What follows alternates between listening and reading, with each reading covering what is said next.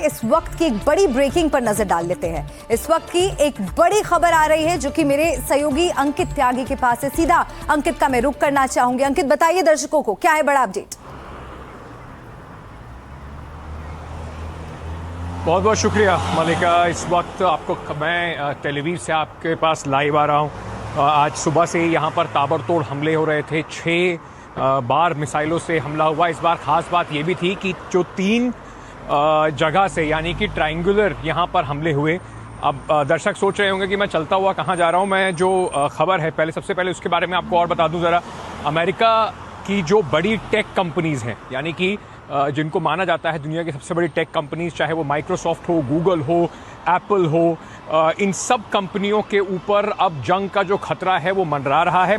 Iran ने साफ कहा है कि अगर ये जो हमले हो रहे हैं ईरान के ऊपर, अगर ये हमले नहीं रुके तो बहुत जल्द ये जो कंपनीज हैं इस पूरे एरिया में, यानी कि इजराइल में और साथ ही साथ जो मिडिल ईस्ट के में उनके जो बेसिस हैं, जहां पे उनके हेडक्वार्टर्स हैं, उनके ऊपर वो हमला करेगा। मैं इस वक्त कोशिश कर रहा हूं माइक्रोसॉफ्ट के एक ऑफिस की तरफ जाने की, जो कि इस पूरे इलाके में एक बहुत बड़ा R&D सेंटर है। और क्योंकि इजराइल जो है वो टेक जगत में स्पेशली सिक्योरिटी और जो स्पाई गैजेट्स हैं इस तरह की चीज़ों में काफ़ी आगे है, तो माइक्रोसॉफ्ट का ये बहुत इंपॉर्टेंट रिसर्च और डेवलपमेंट सेंटर है। हम कोशिश कर रहे हैं टेल अवीव में वहाँ तक जाने की, लेकिन बड़ी खबर अभी यही है कि 18 बड़ी कंपनियां जो हैं इनके ऊपर भी अब हमले की आंच आ सकती है।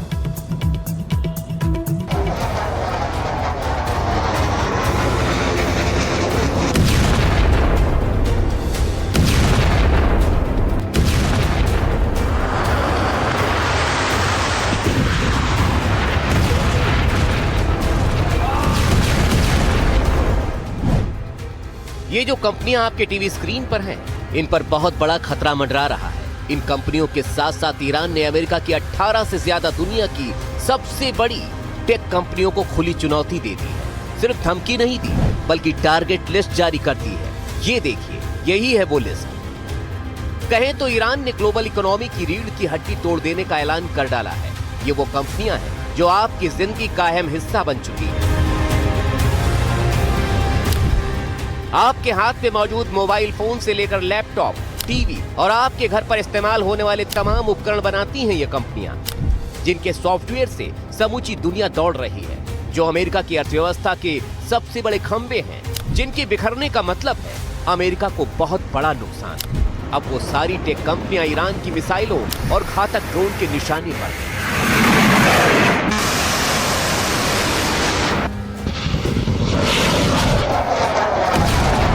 कैसे? पहले वो समझिए। अमेरिका से लेकर इजराइल तक चुन चुन कर ईरान के बड़े नेताओं और कमांडरों की हत्या कर रहे हैं। उसी से बौखलाई ईरान की IRGC ने अमेरिका को सबसे बड़ी धमकी दे डाली है। धमकी में कहा गया, अमेरिका और इजराइल की तरफ से आतंकी ऑपरेशन के जवाब में अमेरिकी टेक कंपनियों को टारगेट किया जाएगा। अमेरिका की कंपनियां हमले की योजना बनाने और उन्हें अंजाम देने में अहम भूमिका निभाती हैं। हर ईरानी कमांडर की हत्या का जवाब एक कंपनी को नष्ट करके देंगे।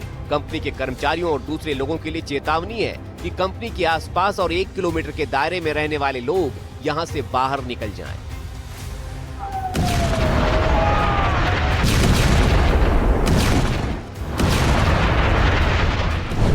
इस धमकी के बाद से पश्चिम एशिया में अमेरिका की तमाम बड़ी टेक कंपनियों के कर्मचारियों में दहशत है, क्योंकि तेहरान से निकली एक घातक चिंगारी सिलिकॉन वैली तक बारूदी तपिश से झुलसा सकती है।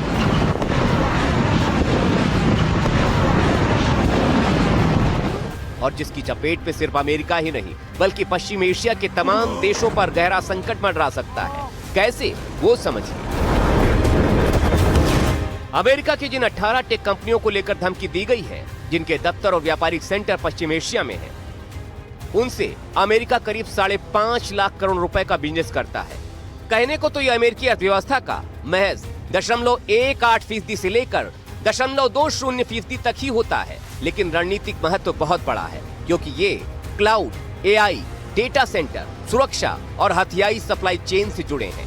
माइक्रोसॉफ्ट सबसे बड़ा अमेरिकी डिजिटल इंफ्रास्ट्रक्चर निवेशक है। सिर्फ UAE में ही उसने $15.2 बिलियन का निवेश कर रखा है, जबकि सऊदी अरब से लेकर कतर, जॉर्डन, लेबनान और इजिप्ट में भी वो सक्रिय है। ये सभी कंपनियां पश्चिम एशिया की डिजिटल रीढ़ कही जाती हैं। इन कंपनियों से अमेरिका को भले ही बहुत बड़ा नुकसान न हो, लेकिन AWS, Azure और गूगल क्लाउड मिलकर ही पश्चिम एशिया की क्लाउड इकोनॉमी का 70% हिस्सा तैयार करते हैं। खाड़ी देशों में AI से जुड़ी पूरी तकनीकी क्षमता अमेरिका की इन्हीं टेक कंपनियों पर आधारित है। यानी सीधे तौर पर अमेरिका को तो नहीं, लेकिन उसके पश्चिम एशिया के सहयोगियों के लिए टेक कंपनियों पर हमला बहुत बड़ा नुकसान कर सकता है। कैसे, उसे आसान भाषा में समझिए। पश्चिम एशिया AI का अगला ग्लोबल हब बन रहा था। अरबों डॉलर के डेटा सेंटर बन रहे थे। ईरान वॉर के बीच पूरे हमलों से AI इंफ्रास्ट्रक्चर को बड़ा नुकसान होगा। एनवीडिया, माइक्रोसॉफ्ट, ओपन AI के अरबों डॉलर वाले प्रोजेक्ट रुक सकते हैं। दुनिया की AI की स्पीड कम हो सकती है।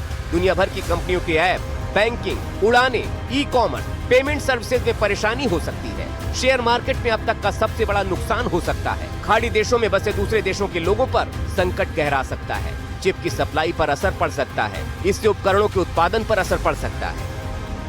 अगर पश्चिम एशिया पर असर पड़ा तो भारत भी उससे अछूता नहीं रह जाएगा। अगर बात करें भारत की, तो सीधे तौर पर भारत की IT कंपनियों को बड़ा नुकसान हो सकता है। क्लाउड सर्विसेज में परेशानी से IT सर्विस प्रभावित हो सकती है। तेल की कीमतें और ज्यादा बढ़ सकती हैं। भारत के AI स्टार्टअप और डेटा सेंटर भी प्रभावित हो सकते हैं। भारतीय IT और क्लाउड सेक्टर भी प्रभावित होंगे। सप्लाई चेन और इंपोर्ट महंगे हो सकते हैं। स्टॉक मार्केट में बड़ी गिरावट हो सकती है। इंटरनेट से लेकर बैंकिंग सिस्टम तक सब प्रभावित हो सकते हैं। महंगाई और बढ़ सकती है। हिंदुस्तान भी उससे अछूता नहीं है। अब अगर हमको मोबाइल फोन लेना है तो एप्पल उसमें इन्वॉल्व है। हमें गूगल इन्फॉर्मेशन लेनी है तो गूगल इन्वॉल्व है। हमें कोई खाने का सामान या कोई और दूसरा सामान मंगाना है तो अमेजन इन्वॉल्व है। यानी कि भारत के ऊपर बहुआयामी इसका इफेक्ट पड़ेगा। एक तो वैसे ही स्ट्रेट ऑफ हॉर्मुज की वजह से भारत के ऊपर तेल की वजह से, फर्टिलाइजर की वजह से, हीलियम गैस की वजह से असर पड़ रहा है। और अगर कहीं इंटरनेट की वो ऑप्टिकल फाइबर भी काट दी गई तो बहुत भयंकर इंटरनेट के ऊपर असर पड़ेगा। तो यानी संकट बड़ा गंभीर है। इस गंभीर संकट से पश्चिम एशिया के देश और भारत सीधे तौर पर प्रभावित हो सकते हैं, लेकिन अमेरिका को बहुत बड़ा नुकसान नहीं दिखता। ऐसे में सवाल उठता है कि इन कंपनियों को नुकसान पहुंचाकर ईरान आखिर अमेरिका को क्या दिखाना चाहता है? क्या इससे अमेरिका युद्ध रोक देगा? क्या वो हमले बंद कर देगा? क्योंकि इनमें से कई कंपनियों ने खतरे को देखते हुए अपने ऑफिस से कर्मचारी या तो कम कर दिए हैं या तो ऑफिस को खाली कर दिया है। खुद अमेरिका के राष्ट्रपति डोनाल्ड ट्रंप भी ईरान की धमकी को लेकर बहुत ज्यादा गंभीर नहीं दिख रहे। What did they threaten him with? I don't know.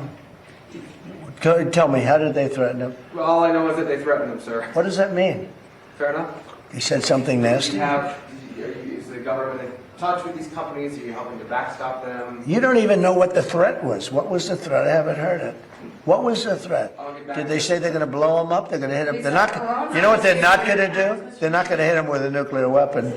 Is this something you're concerned about, sir? No. Iran's IRGC issues a warning that they will target 18 U.S. technology companies if the U.S. continues targeted assassinations of Iranian leaders beginning on April 1st. Those companies include really? NVIDIA, Apple, Microsoft. Most of those people are dead already. ऐसे में सवाल तो उठता है, क्या वाकई Iran ने जो कहा है वो करेगा? या फिर ट्रंप जिस तरह से आश्वस्त हैं वही हो? लेकिन ईरान को हल्के में लेना ठीक बिल्कुल भी नहीं है। ये बात उसने 4000 किलोमीटर दूर समंदर में डिएगो गार्सिया तक अपनी मिसाइल से हमला करके सारी दुनिया को समझा दी है। ईरान जिस तरह से खाड़ी देशों में अमेरिकी बेस पर हमले कर रहा है, उसे देखते हुए उसकी धमकी को लगता तो नहीं है कि अमेरिका हल्के में लेगा, क्योंकि ईरान को हल्के में लेने की वजह से ही शायद अमेरिका जंग में अभी तक फंसा हुआ है। Bureau report, NDTV India.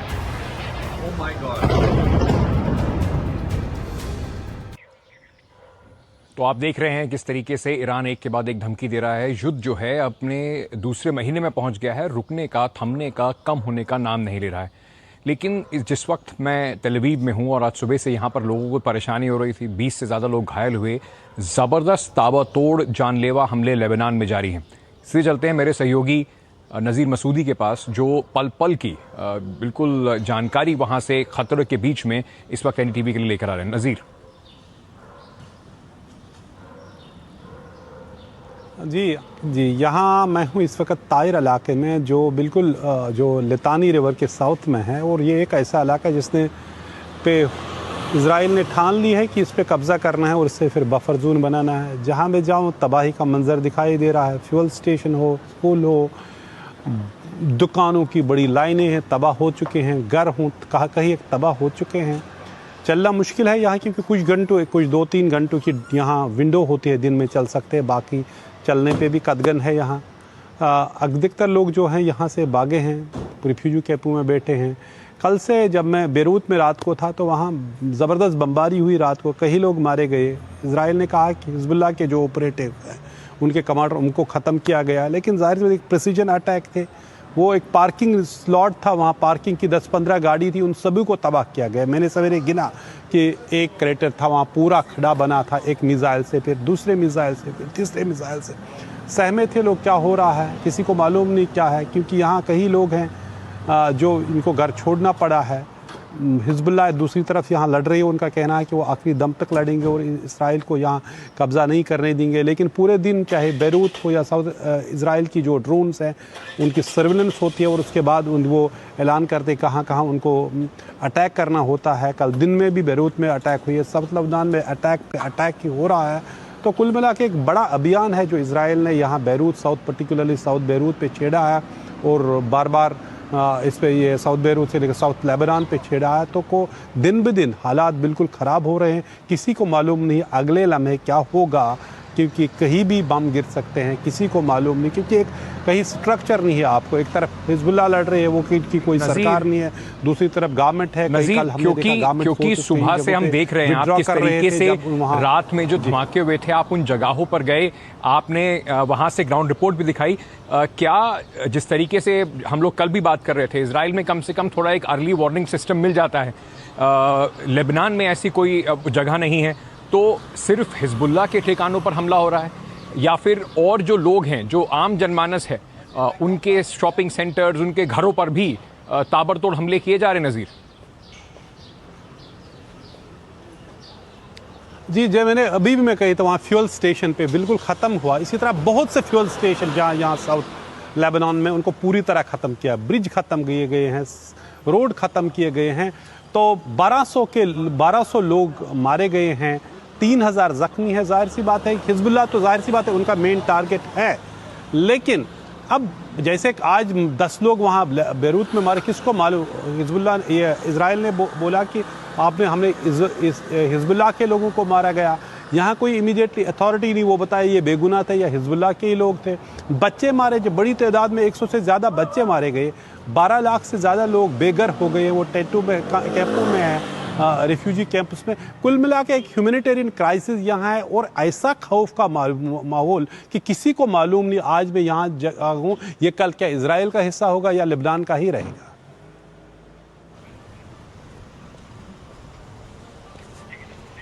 जी, बहुत बहुत शुक्रिया नज़ीर, पूरी जानकारी के साथ हमारे साथ जुड़ने के लिए। नज़ीर लगातार जहां पर बम गिर रहे हैं, जहां पर लोगों को आतंक का, मौत का एक पूरा मंजर बना हुआ है, वहां से रिपोर्टिंग कर रहे हैं। लेकिन इस सब के बीच में एक बड़ा खतरा जो है वो भी मंडरा रहा है, और वो बड़ा खतरा है देश दुनिया में जो आपके लिए बहुत ज़रूरी होता है। आपका स्मार्टफोन, इंस्टाग्राम, व्हाट्सएप, इंटरनेट को काटा जा सकता है। एक बड़े इस युद्ध के बीच में दुनिया में एक बड़े हिस्से का इंटरनेट जो है वो प्रभावित हो सकता है, उसमें भारत भी शामिल है।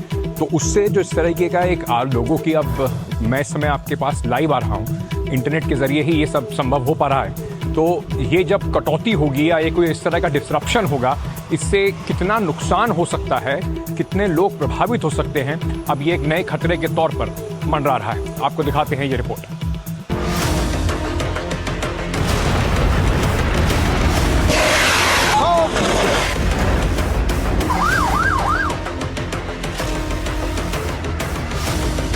यही समंदर के अंदर गहरा गया है दुनिया के ऊपर मंडराने वाला अदृश्य खतरा। एक ऐसा खतरा जो समंदर की गहराइयों में छिपा है। क्यों? उसे समझना जरूरी है। होर्मुज स्ट्रेट और लाल सागर के बीच इंटरनेट की भारी भरकम केबल्स यानी तार बिछे हुए हैं जो एक देश से दूसरे देश के बीच इंटरनेट पहुंचाने का काम करते हैं। आपके घर भी जो इंटरनेट पहुंच रहा है, जिसका इस्तेमाल करके आप मोबाइल और स्मार्ट टीवी पर यह खबर देख रहे हैं, वो भी समंदर के अंदर से सी केबल से होकर आप तक पहुंचती है। इन्हीं केबल्स को लेकर चिंता बहुत बढ़ गई है, क्योंकि दुनिया का 99% इंटरनेट इन्हीं केबल्स पर निर्भर है। यानी ये नहीं तो इंटरनेट बंद। ये वो महत्वपूर्ण धमनियां हैं जो यूरोप, एशिया और अफ्रीका के बीच वैश्विक डेटा ट्रैफिक का बड़ा हिस्सा ले जाती है। रिपोर्ट्स के मुताबिक भारत में इन केबल्स की सुरक्षा के लिए चिंताएं गहरा गई हैं, क्योंकि भारत का 60% इंटरनेट ट्रैफिक पश्चिम एशियाई चोक पॉइंट्स यानी सक्रिय समुद्री रास्तों से होकर ही गुजरता है। समंदर में उन्हीं इंटरनेट केबल्स के कटने की आशंका प्रबल हो गई है, क्योंकि ऐसी कुछ धमकियां युद्ध के बीच तैर रही हैं। इन केबल्स को होने वाला मामूली नुकसान भी भारत सहित विशाल क्षेत्रों में इंटरनेट कनेक्टिविटी को धीमा या रोक सकता है, जिससे वित्तीय प्रणालियों से लेकर रोजमर्रा के तमाम काम रुक सकते हैं या प्रभावित हो सकते हैं। हालांकि ईरान ने इस इंफ्रास्ट्रक्चर को निशाना बनाने की कोई आधिकारिक चेतावनी तो जारी नहीं की है, लेकिन डर ये है कि बढ़ते संघर्ष के बीच हमारे जीवन के लिए जरूरी इंटरनेट जानबूझकर निशाना तो नहीं बन जाएगा। Centre for strategic and international studies के अनुसार इंफ्रास्ट्रक्चर को जानबूझकर निशाना बनाए जाने को उभरते वैश्विक खतरे के रूप में देखा जा रहा है। फिलहाल तो ये आशंका है, लेकिन एक ऐसे युद्ध में जहां युद्ध का स्तर बार बार बदल रहा है, पश्चिम एशिया की जमीन, आसमान और पानी में कुछ भी हो सकता है। ऐसे में हो सकता है कि अगला बड़ा संकट आसमान से गिरने वाली मिसाइलों से नहीं, बल्कि समंदर की गहराइयों में टूटे हुए केबल से खड़ा हो जाए। Bureau report, NDTV India.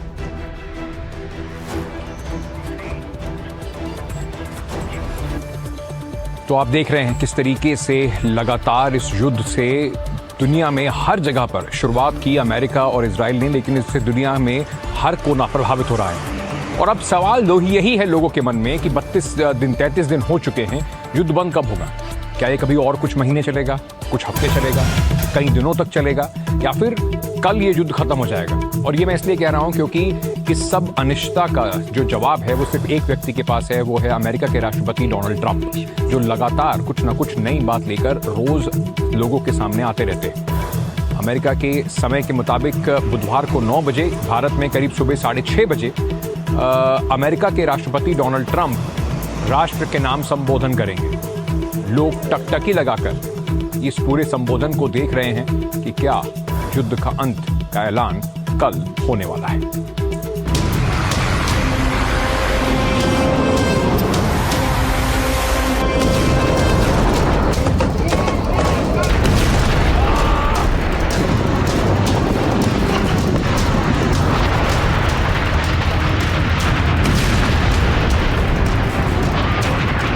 क्या होने वाला है जंग के खात्मे का ऐलान?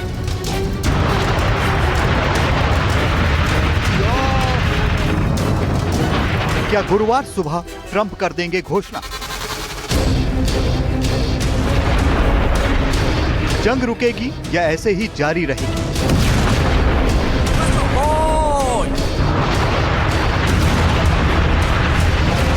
28 फरवरी को ये जंग शुरू हुई। हर दूसरे दिन अमेरिकी राष्ट्रपति ट्रंप का कोई बयान आता है, उस बयान से कोई निष्कर्ष निकले उससे पहले ही ट्रंप का कोई और बयान आ जाता है। एक बयान में वो युद्ध के खत्म होने की बात करते हैं तो अगले में और खतरनाक हमले की धमकी देते हैं। कभी कहते हैं होर्मुज और खार्क पर हमला करेंगे, कभी कहते हैं कि जल्दी ही वापस लौट जाएंगे। ट्रंप के इन बदलते बिगड़ते बयानों के बीच अब सबकी नजर व्हाइट हाउस पर टिकी है, जहां कुछ घंटों के बाद वो एक संबोधन करने वाले हैं। व्हाइट हाउस के मुताबिक ट्रंप बुधवार की रात 9 बजे देश को संबोधित करेंगे। ये समय भारत के हिसाब से गुरुवार सुबह करीब 6:30 बजे होगा। ट्रंप इस संबोधन में मौजूदा हालात पर अहम जानकारी देंगे। इस संबोधन में ईरान पर हमले और उसके बाद छिड़ी जंग पर भी बड़ा ऐलान हो सकता है। ये जानकारी ऐसे वक्त पर आई है जब ट्रंप ने कहा कि ईरान के साथ चल रहे संघर्ष से अमेरिकी सेना 2-3 हफ्तों में बाहर आ सकती है। उनका दावा है कि अमेरिका ने अपना मुख्य लक्ष्य यानी ईरान के परमाणु कार्यक्रम को रोकना उसे पहले ही हासिल कर लिया है। मंगलवार को व्हाइट हाउस में एक प्रेस ब्रीफिंग के दौरान ट्रंप ने दावा किया कि उनको जो हासिल करना था कर लिया। I think we're 2 or 3 weeks. Yeah? We'll leave because there's no reason for us to do this. That'll be for France. That'll be for whoever's using the strait. But I think when we leave, probably that's all cleared up. Today, I heard tremendous numbers of ships were sailing through. We're negotiating with them right now. They've been, again, we have had regime change. Now, regime change was not one of the things I had as a goal. I had one goal. They will have no nuclear weapon. And that goal has been attained. They will not have nuclear weapons. but we're finishing the job, and I think within maybe 2 weeks, maybe a couple of days longer to do the job. Trump ये कह रहे हैं कि चंद दिन और हैं, फिर वो युद्ध से निकल जाएंगे। लेकिन जिस तरह से ट्रंप दिन में कई बार अपने बयान बदलते हैं, उससे किसी फैसले पर आना जल्दबाजी ही होगा। फिलहाल वो व्हाइट हाउस में संबोधन करने वाले हैं। सवाल ये कि क्या ऐलान कर सकते हैं ट्रंप, इसके कई कयास लगाए जा रहे हैं। ट्रंप ये कह रहे हैं कि चंद दिन और हैं, फिर वो युद्ध से निकल जाएंगे।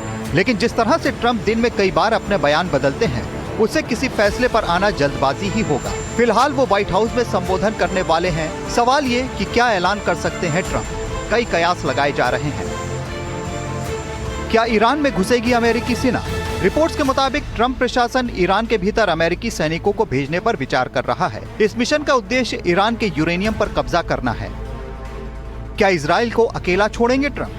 ये जंग इन दोनों देशों के ईरान पर हमले के बाद शुरू हुई थी। इजराइल को अमेरिका का समर्थन है, इसलिए वो लगातार हमले कर रहा है। लेकिन अमेरिका का काफी नुकसान हुआ है। ट्रंप का अपने ही देश में विरोध हो रहा है। नाटो देश भी ट्रंप का साथ नहीं दे रहे। अगर ट्रंप अपने बयान के मुताबिक 2-3 हफ्तों में सैन्य अभियान खत्म कर देते हैं तो इजराइल अकेला पड़ सकता है। क्या होर्मुज से हट जाएंगे ट्रंप? ट्रंप अब कहने लगे हैं कि जिसको होर्मुज से तेल चाहिए वो जाकर खुद ले ले। वो लगातार यूरोपीय देशों पर निशाना साध रहे हैं, तंज कस रहे हैं। क्या पाकिस्तान चीन फॉर्मूले पर बनेगी बात? चीन और पाकिस्तान ने मंगलवार को पश्चिम एशिया में युद्ध समाप्त करने के लिए 5 सूत्रीय शांति प्रस्ताव रखा, जिसमें होर्मुज जल डमरू मध्य से जहाजों के सुरक्षित आवागमन की मांग भी शामिल है। इन प्रस्तावों में शांति वार्ता शुरू करने, गैर सैन्य लक्ष्यों की सुरक्षा और समुद्र में जहाजों की सुरक्षा सुनिश्चित करना शामिल है। संयुक्त राष्ट्र चार्टर की प्रमुखता को बनाए रखना और उसकी रक्षा करना भी शामिल है। लेकिन सवाल ये कि क्या ट्रंप ये मानेंगे? एक और सवाल, क्या ईरान ट्रंप का फैसला मानेगा? ये सवाल बड़ा है क्योंकि ईरान कह चुका है कि वो किसी की शर्तों के आगे झुकेगा नहीं। जंग उसने शुरू नहीं की थी, लेकिन खत्म वही करेगा। वैसे ट्रंप का ताजा रुख उनके पुराने बयानों से काफी अलग है। पहले वो कहते थे कि अमेरिका हर हाल में होर्मुज खुलवाएगा, लेकिन अब उनका कहना है कि होर्मुज को खुला रखना उन देशों की जिम्मेदारी है जो इस पर निर्भर है। वो ईरान को पूरी तरह बर्बाद कर देने की बात करते थे। कई बार वो इस बारे में भी संकेत दे चुके थे कि अमेरिकी सेना को ईरान की धरती में भेज सकते हैं, लेकिन ना होर्मुज खुला है और न ही ईरान ने कोई समझौता किया है। फिर ट्रंप वापस लौटने के संकेत क्यों दे रहे हैं? इसकी कुछ बड़ी वजह हो सकती है। ईरान का कड़ा पलटवार। ईरान लगातार अमेरिका और इजरायली हमलों का जवाब दे रहा है। 1 महीना हो चुका है, ईरान के हमले कमजोर नहीं हुए हैं। अमेरिका को जल्दी जीत की उम्मीद थी, लेकिन ऐसा हुआ नहीं। ईरान में सत्ता परिवर्तन नहीं हुआ। पहले ही दिन अयातुल्लाह खामेनी मारे गए थे, ईरान के बड़े नेता और अधिकारी मारे गए थे, लेकिन ईरान में सत्ता पूरी तरह बदल गई, ऐसा कुछ हुआ नहीं। ईरानी लोग अपनी सरकार के समर्थन में सड़कों पर आ गए। तेल अर्थव्यवस्था का संकट। ईरान ने स्ट्रेट ऑफ हॉर्मुज को बंद कर रखा है। तेल और गैस सप्लाई पर असर पड़ा है। जंग के बीच अब लाल सागर के पास बाब अल मंदेब पर भी खतरा बढ़ गया है। युद्ध का असर अमेरिकी अर्थव्यवस्था पर भी पड़ा है। दोस्तों ने नहीं दिया साथ। नाटो देशों ने साफ मना कर दिया कि वो जंग में नहीं आएंगे। अमेरिका कूटनीतिक रूप से अलग थलग पड़ गया। कई देशों ने सैन्य कार्रवाई का विरोध किया है। घर में गिरी ट्रंप की लोकप्रियता। अमेरिका में ट्रंप के खिलाफ प्रदर्शन तेज हुए हैं। कई शहरों में नो किंग्स जैसे प्रोटेस्ट हुए। अमेरिका के भीतर ही ट्रंप की अप्रूवल रेटिंग में भारी गिरावट आई है। 28 फरवरी को अमेरिका और इजराइल ने ईरान पर हमला शुरू किया। दावा किया गया कि 2-3 दिन में ही ईरान को घुटनों पर ला देंगे, अपने हिसाब से सत्ता बना देंगे, ईरान की शक्ति पूरी तरह खत्म कर देंगे। लेकिन जंग को 1 महीना हो चुका है। ईरान में भारी तबाही मची है। उसके पलटवार से खाड़ी देशों से लेकर इजराइल तक हलचल मच गई है। अमेरिका के सैन्य अड्डे बुरी तरह बर्बाद हुए हैं। अमेरिका के शक्तिशाली जंगी जहाजों, फाइटर प्लेन्स और रडार सिस्टम ईरान के हमले की चपेट में आए हैं। सवाल अब अमेरिका के सामने ही है कि क्या वो जंग आगे जारी रखना चाहता है या फिर बाहर निकलने का रास्ता ही उसके लिए सबसे फायदे का सौदा होगा। Bureau report, NDTV India. इस वक्त एक बड़ी ब्रेकिंग न्यूज आ रही है। सीधे स्टूडियो आपको वापस मलिका के पास ले चलते हैं उस खबर के लिए।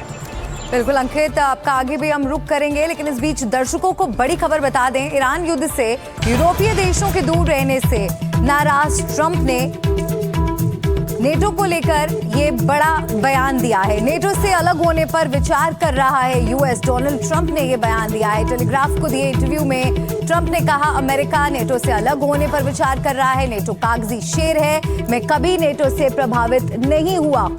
तो नेटो को लेकर ट्रंप का ये बड़ा बयान, और ये पहली बार नहीं है जब नेटो देशों को लेकर डोनाल्ड ट्रंप ने कोई स्टेटमेंट दिया हो।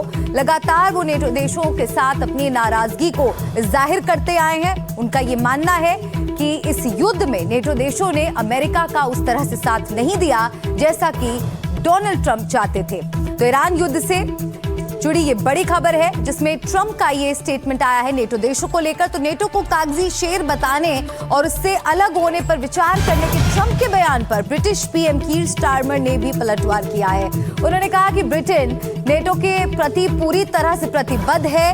नेटो दुनिया का सबसे प्रभावी सैन्य गठबंधन है। चाहे कितना भी दबाव हो, ब्रिटेन के हित में काम, ब्रिटेन के राष्ट्रीय हित को ध्यान में रखकर ही फैसले लिए जाएंगे।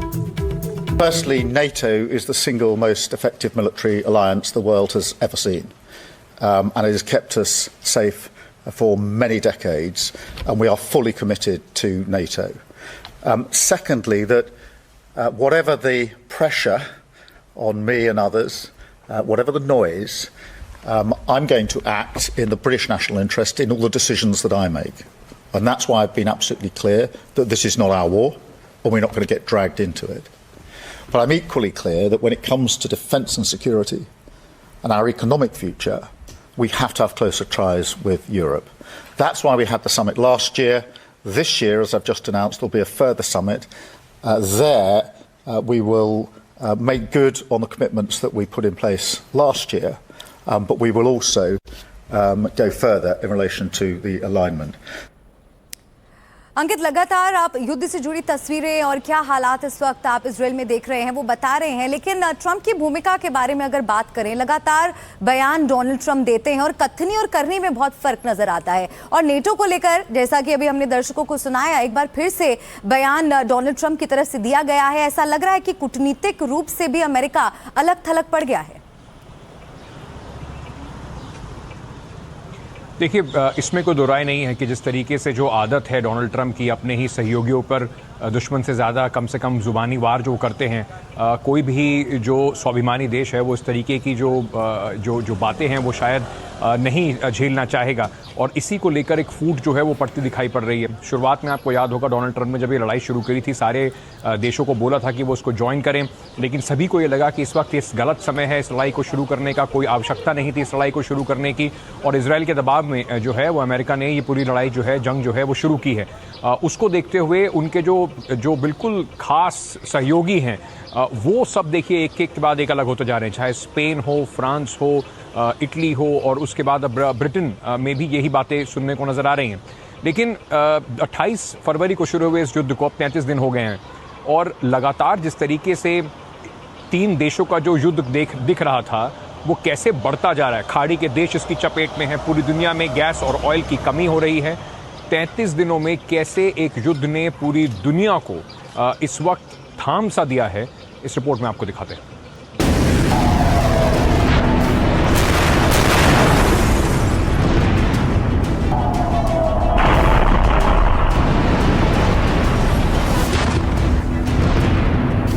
तबाही की तस्वीर नंबर 1। ये धमाका देखिए और इसकी आवाज सुनिए।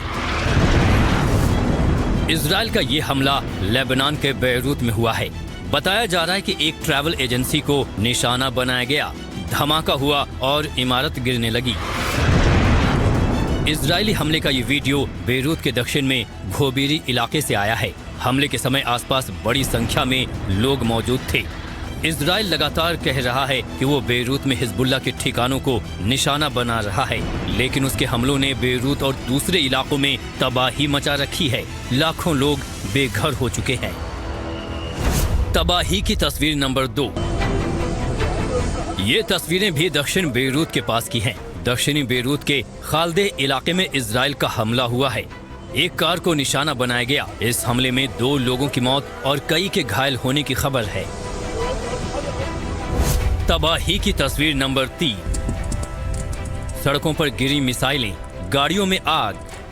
सड़क पर गाड़ियां जल रही हैं, मिसाइलें लगातार गिर रही हैं। यहां रात के समय एक ड्रोन और मिसाइलों से हमला हुआ है। सड़क पर मिसाइल गिरी, गाड़ियों पर बम बरसे। हमले में एक शख्स की मौत की खबर है। तबाही की तस्वीर नंबर 4। अब आपको दिखाते हैं इजराइल के तेल अवीव शहर की तस्वीरें, जहां ईरान ने मिसाइल दागी। जैसे ही हमला हुआ, पूरे इलाके में तबाही फैल गई। तस्वीरों में देखा जा सकता है कि कैसे इमारत का बड़ा हिस्सा जमींदोज हो गया है। इजराइल के तेल अवीव शहर पर ईरान का मिसाइल अटैक, रिहायशी इलाके में बड़ा धमाका, जमींदोज हुआ इमारत का बड़ा हिस्सा। तबाही की तस्वीर नंबर 5। ये तस्वीरें यरूशलेम की हैं, जहां एक मिसाइल हमले ने तबाही मचा दी। कार के डैश कैम में ये घटना रिकॉर्ड हो गई है, जिसमें देखा जा सकता है कि कैसे एकदम से मिसाइल गिरने से पूरा इलाका दहल गया। तबाही की तस्वीर नंबर 6।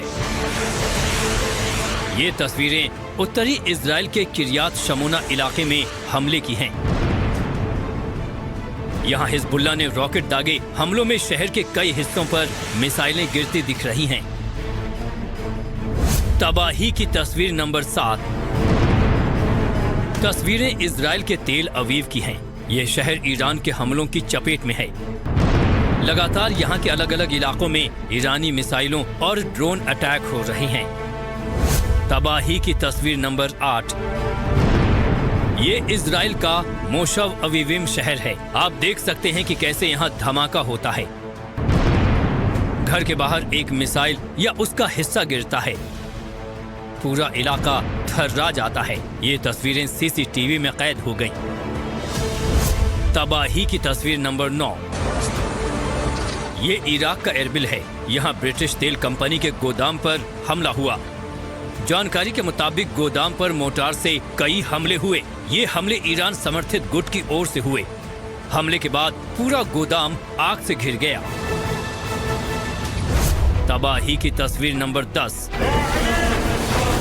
ये तस्वीरें देखिए, इराक से आई हैं। यहाँ ईरान के समर्थन वाले गुट सक्रिय हो चुके हैं। अमेरिकी ठिकानों पर जबरदस्त हमले किए हैं। इराक के इस्लामिक रेजिस्टेंस ने ये वीडियो जारी किया है। इस वीडियो में रेजिस्टेंस ने अपनी ड्रोन और मिसाइलों का प्रदर्शन किया है। ये चेतावनी दी है कि किसी भी प्रकार का हमला बर्दाश्त नहीं किया जाएगा।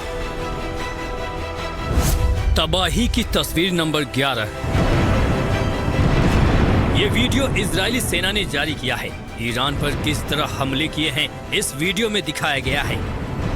28 फरवरी से ही इजराइल की वायुसेना ने ईरान में ताबड़तोड़ हमले किए हैं। इस वीडियो में दिखाया गया है कि किस तरह इजराइल ने ईरान में तबाही मचाई है। तबाही की तस्वीर नंबर 12। तस्वीरों में देखा जा सकता है कि एक ईरानी मिसाइल गिरती है और पास में ही थे अमेरिकी सैनिक। धमाके के बाद वहां आग लग गई। किसी तरह बाल बाल बचे ये सैनिक। तबाही की तस्वीर नंबर 13। ईरान अब तक 85 से ज्यादा बार मिसाइलें दाग चुका है। ये मिसाइलें खाड़ी देशों में अमेरिकी अड्डों से लेकर इजराइल के शहरों तक गिर रही हैं। ये तस्वीरें ऑपरेशन ट्रू प्रॉमिस के तहत दागी गई मिसाइलों की 88वीं लहर की हैं। तबाही की तस्वीर नंबर 14। ये तस्वीरें दक्षिणी लेबनान से आई हैं।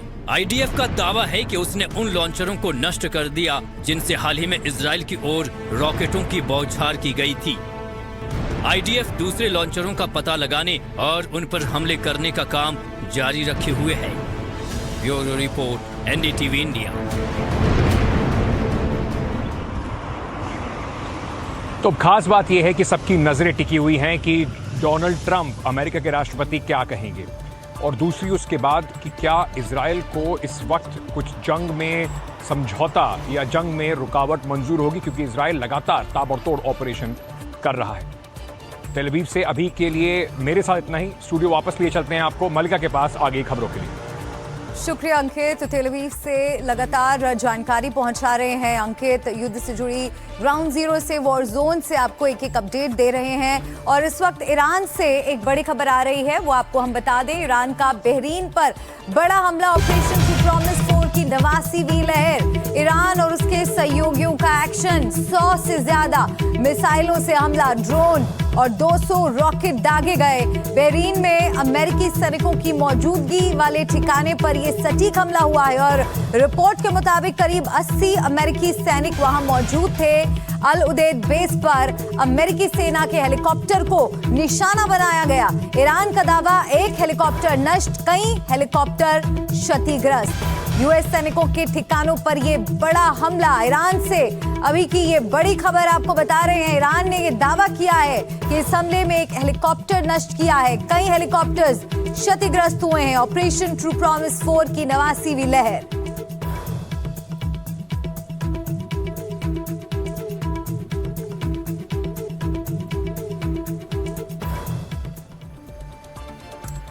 ईरान के पास नौसेना बहुत बड़ी नहीं है, उसके पास वायुसेना भी बहुत बड़ी नहीं है, लेकिन फिर भी उसने दुनिया के 2 सबसे बड़ी ताकतों को नाको चने चबा दिए हैं। इसकी बड़ी वजह है उसकी मिसाइल और ड्रोन शक्ति। अनगिनत मिसाइलें और ड्रोन के लिए ईरान में कई जगह सुरंगें बनी है। जमीन के नीचे एक पूरी दुनिया ही है जहां से निकलकर ये हथियार कोहराम मचा रहे हैं। ईरान ने इसका एक और वीडियो जारी किया है।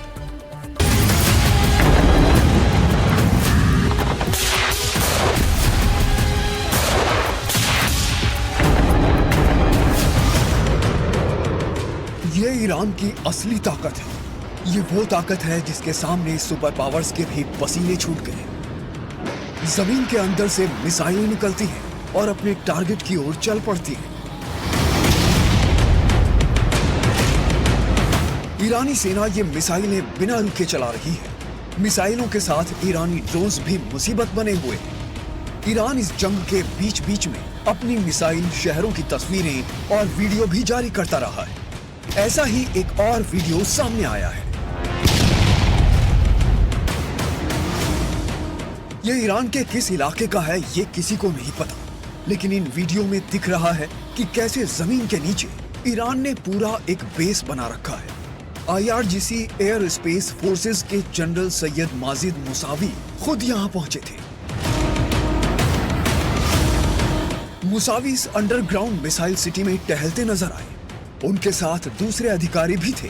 सुरंगों जैसे इस इलाके में दोनों ओर मिसाइलें दिख रही हैं। ये फुटेज ईरान के सरकारी टीवी पर प्रसारित किया गया। जनरल मिसाइल ठिकानों का निरीक्षण करते हुए और लॉन्च ऑपरेटरों के साथ बातचीत करते हुए दिखाया गया है।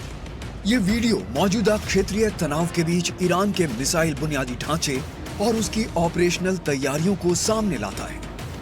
इन तस्वीरों के जरिए ईरान ने अमेरिका से लेकर इजराइल को सीधा संदेश दिया है। हजारों हमलों के बाद भी उसकी मिसाइल सिटी का बाल भी बांका नहीं हो पाया।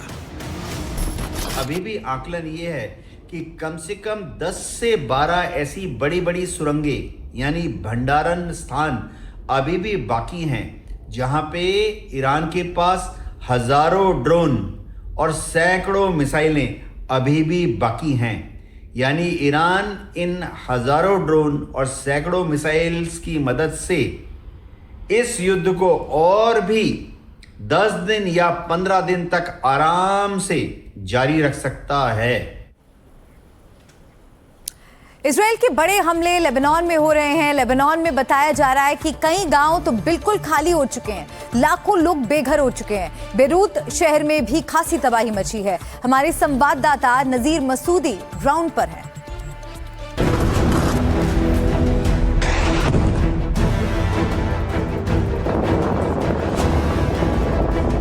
बेरूत में एक और बड़ा मिसाइल हमला हुआ है, जिसमें 10 लोगों के मारे जाने की खबर है और करीब 20 लोग घायल हैं, जिन्हें अस्पताल में भर्ती कराया गया है।